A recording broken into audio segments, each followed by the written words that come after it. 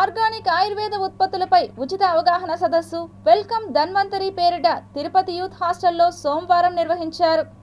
ధన్వంతరి వారి ఉత్పత్తులను దాని వలన శరీరానికి కలిగే ప్రయోజనాలపై వివరించారు.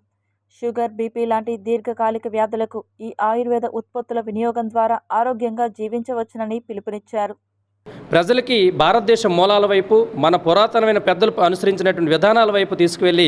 సంపూర్ణ ఆరోగ్యం కావాలంటే ఎలాంటి పద్ధతులు మార్చుకోవాలి, ఎలాంటి అవగాహన కల్పించుకోవాలి, జీవితంలో ఎలాంటి మార్పులు చేసుకోవాలి అనేటిది, ఆహారం అంటే ఏంటి,